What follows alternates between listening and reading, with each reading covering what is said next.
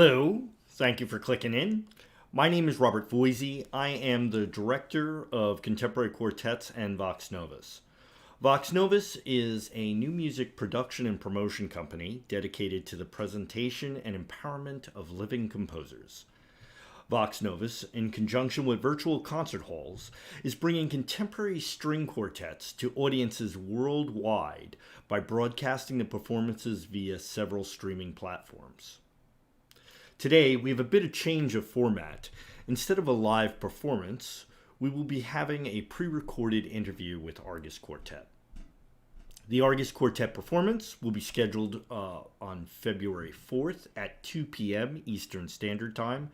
Details can be found on the Vox Novus website. In addition, we will also be having a performance of this project from Argus Quartet. The Argus Quartet performance is with a different roster of composers and will be presented the day before on February 3rd at 7 a.m. Eastern Standard Time. I also want to encourage composers to check out our next iteration of this project, where a call for participation can be found on New Music Engine, Composer Site, and Vox Novus. With that said, on to the show.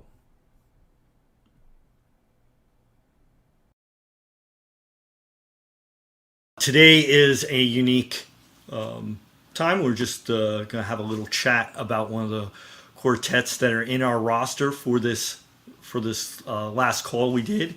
And they are a quartet based in New York City. It's the Argus Quartet. And I'd like to introduce Clara Kim and Giancarlo Mata. Hi, Clara. Hi, Giancarlo. Hi. How are you? Good. Thanks for having us. Oh, it's a pleasure.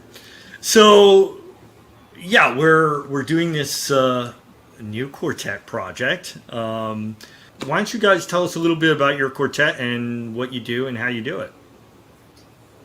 We are the Argus Quartet. We are based in New York, as Rob said. And thank you so much, Rob, for having us on the program. This is super awesome and super exciting. One of the things we love to do is work with people. We love to engage with our audiences. We like to meet new people. And we love composers. We love the process of working with composers, bringing a piece to light from nothing, nothing on a page, to getting it performed and recorded. So this is one of the reasons why we're super excited to be on this program. I guess I'll just tell you a fun little tidbit story. We were formed on the West Coast, and we are called the Argus Quartet because we loved to eat tacos from a taco truck that's based out of Argus Drive in Eagle Rock, Southern California. So that's where our name comes from. We love to eat and we love to enjoy ourselves and have a great time. Yeah, I'm Giancarlo. I'm also a violinist in the Argus Quartet. We're really passionate about working with composers and different types of collaboration that can surround that. So, working with composer performers and other performers that we bring into projects with composers, and the bottom line is we really just love connecting with other people and discovering wonderful music. So you guys play a lot of contemporary music. Now, I don't know if I would say that that's the common thrust of most quartets. Well, why play the music of living composers? I think it's cool to see what people who are living want to say. Everybody, like, when the new iPhone comes out, everybody wants to see what's new and what's happening, right?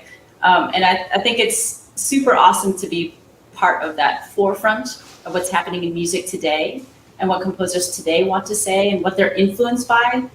Sometimes people will text me based on their experiences, like, oh, I want to add this, or I just had this thought and I'd love to add this to the piece that we're working on. So I think it's really cool to be able to have that collaborative aspect and just to get to know the person who's writing it, what they like to eat, what they like to do, what hobbies they have, and to have that quality of connection with a person and to see sort of what they develop musically from there and from the relationship as well. I think it's so powerful and it's such a meaningful experience. It's something that we can leave behind for other quartets to also experience these pieces as we premiere and commission them. Yeah, I think for me, one really important aspect of how we approach contemporary music is that it's also through the lens of the traditional repertoire that we play. And that doesn't just mean, Beethoven, Brahms, all the famous string quartets, from the last centuries, but also pieces that were maybe overlooked in the lifetime of the composers, or didn't, for whatever reason, didn't enter the canon in the same way. And I feel like trying to approach that repertoire, whether it's Brahms or whether it's something lesser known like Fanny Mendelssohn's string quartet, approaching that with the same commitment and spirit of discovery that we would approach a brand new piece that nobody's ever heard before, and using these sort of different types of repertoire to draw threads and find connections. And we find that it really influences, how we play old music to study and perform and commission new music, and vice versa. So I think it's all about the connections between pieces and the sort of tapestry that's created from really just trying to discover the spirit of a wide range of repertoire. And let me talk a little bit about what the project is and what we're doing. So what we do is we put out a call for composers who want to produce their quartets. So this is it's not really like a call for scores where people like write for a quartet.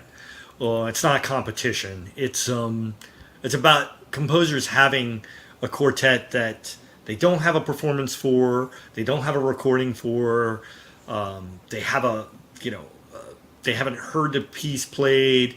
It might be a really older piece of theirs, or it might be an idea or something that they were developing that didn't come to fruition, and they wanted to test it out and have somebody play it and do that. So they all submitted their quartets. We collected them, and then there's a sort of selection process where the three quartets review all the pieces, and we decide like which ones are the best fits and so forth, and then we start pairing them up with composers, and then the quartets go back and they take a look at the pieces, they work on it a little bit and so forth, and then we have a couple of recording sessions where rehearsals, basically, where the composers get to meet the quartet and they have that sort of rehearsal experience. And then, we do two of those, and then we do a live virtual recording of the piece, for posterity's sake. Now, anyway, you guys are kind of veterans for like recording composers' works. Have you done this exact format before, or is this new? I think this particular format is new to us.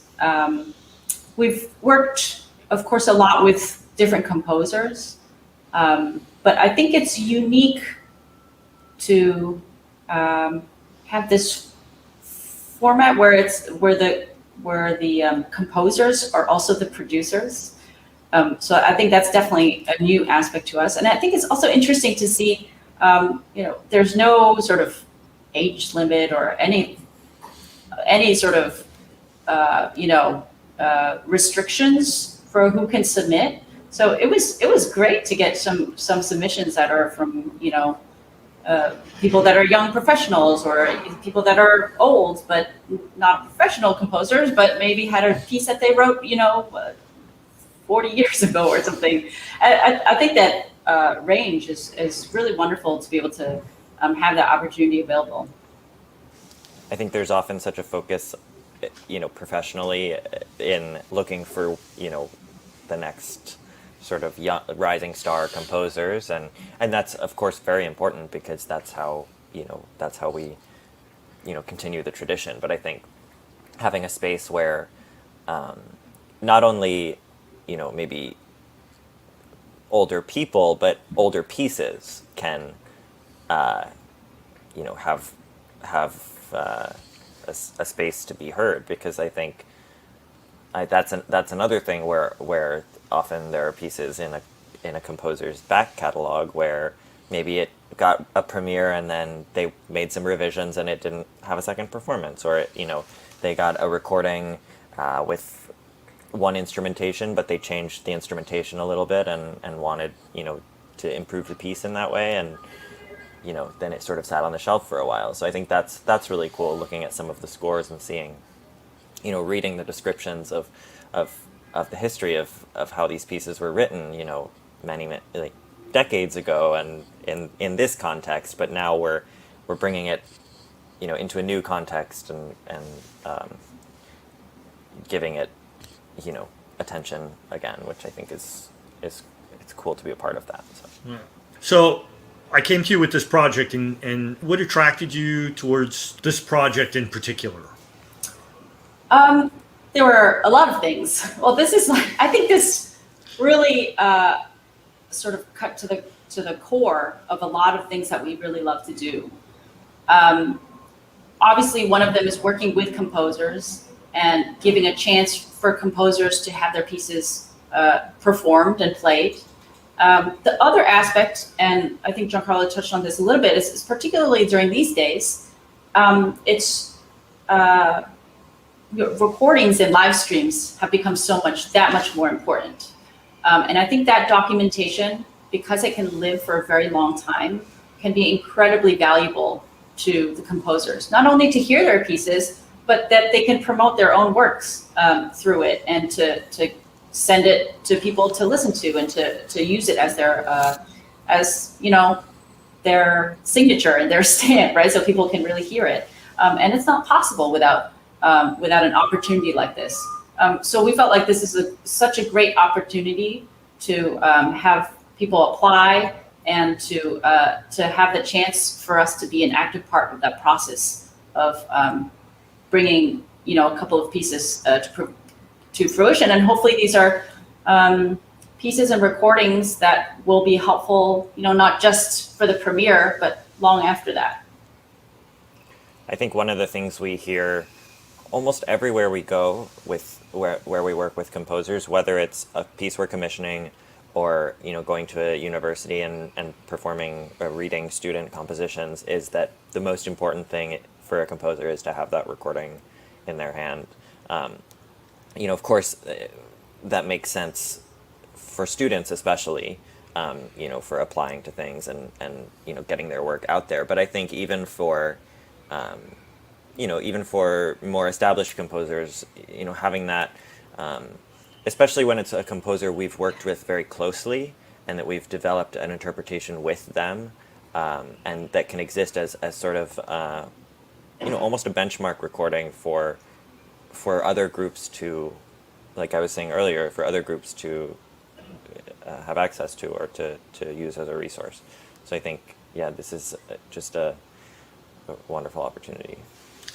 I just did a project with pianist Matthew McCright, and he was talking about both the burden and responsibility and joy for being that sort of kernel seed, taking a new work that hasn't had a performance before or a recording, and trying to introduce it into the public. And it's kind of like, we're talking about it like an ambassador, right? I mean, it seems like you're taking on that role. Yeah, I agree with all of the words that he chose. It's a mix of feelings there. I think it's an incredibly large responsibility for us to take on somebody's work, not only because it represents us, but it represents them, and everything that they've poured into this piece of theirs. And I think it's on us to take the piece beyond the print. And I think it's really interesting to think about how time shapes the development and the process of these pieces. But that can never happen until a piece is brought into light. and really championed. And a lot of these composers, they have people who support them and play their works and are collaborators for life. And this is a thought that we've been really active in trying to support composers and voices that we really believe should be heard, and not just one time, but multiple times, and to carry these pieces and to really give them a life. And I think that beginning part is so critical and so important to have a record of recordings for these pieces, right? To get out there and for people to hear what it's like. It's not the same as listening to a MIDI file on a computer. It just isn't. There's no comparison.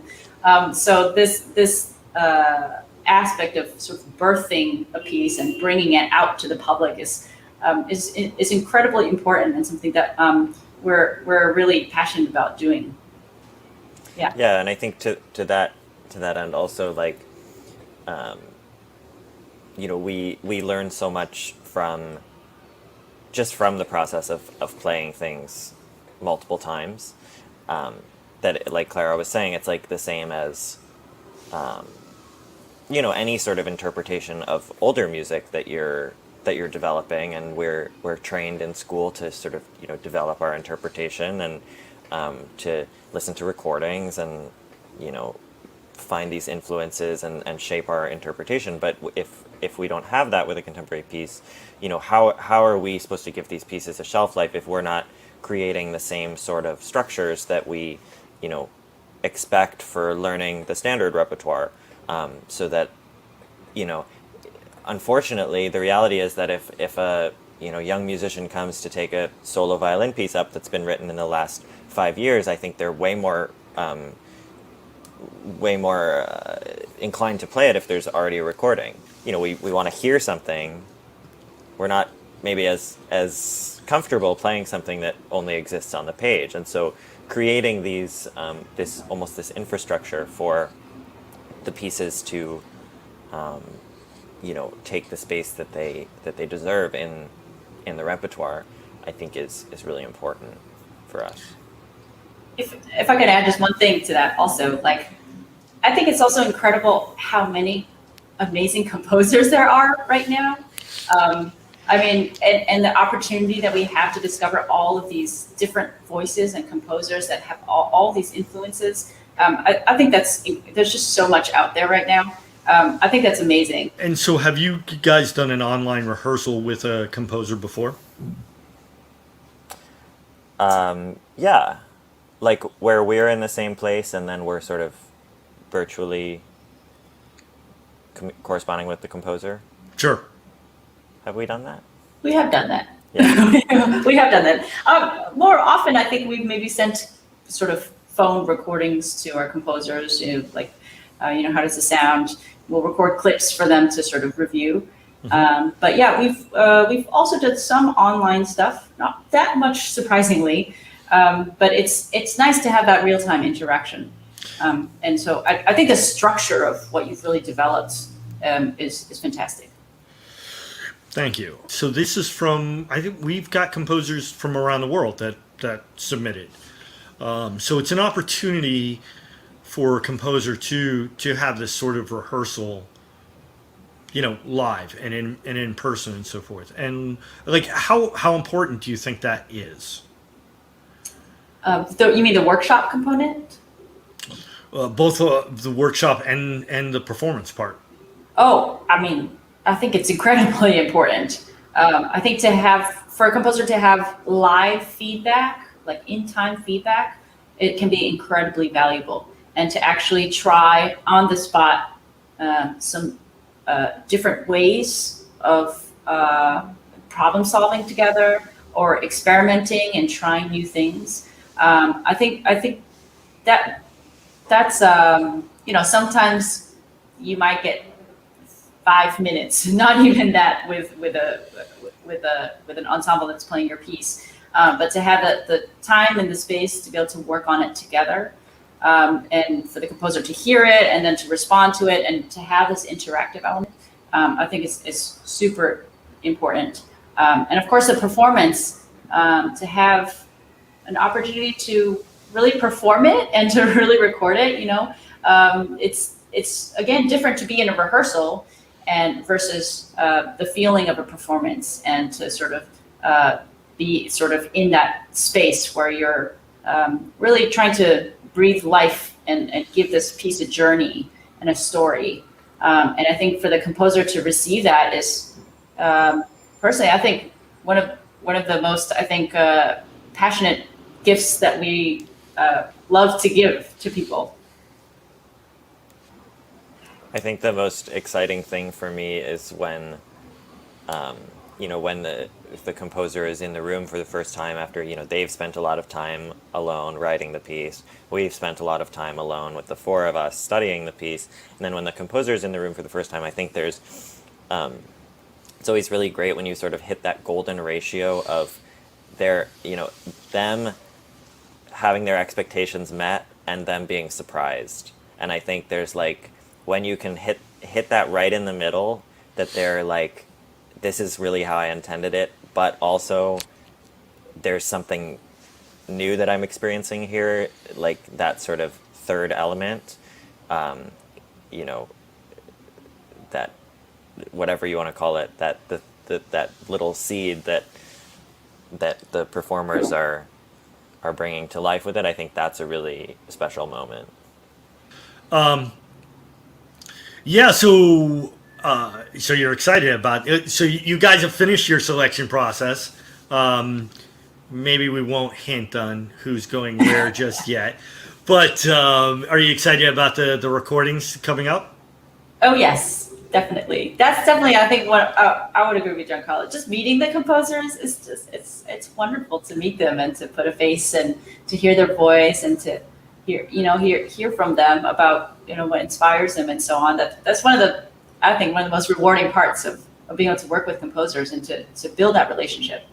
And I just also want to add, I think hosting it on a virtual platform, I think is great, because we've all, obviously over the last year or year and a half, we've gotten really familiar with it and used to it. But I think having this as an opportunity for composers who might not be local to New York and to be able to have that connection still, of course it's not the same, but it offers something very unique, I think, and something that can be very advantageous for a project like this. Well, guys, I want to thank you so much for being part of this. I'm always particularly touched when I run into the champions of new music. As a composer, it's a arduous project to sort of you write the music, which can be difficult, and then it's a whole nother job to sort of get it out there in two people, and it's as much as we like to think of it as part of the job and part of the process, it's still personal. So it's great when we have musicians as great and as caring as yourselves. Take it up. Meanwhile, the horn is blown. I mean, we're super grateful for this opportunity. I just, to speak for myself, I really enjoyed looking through all of the works, and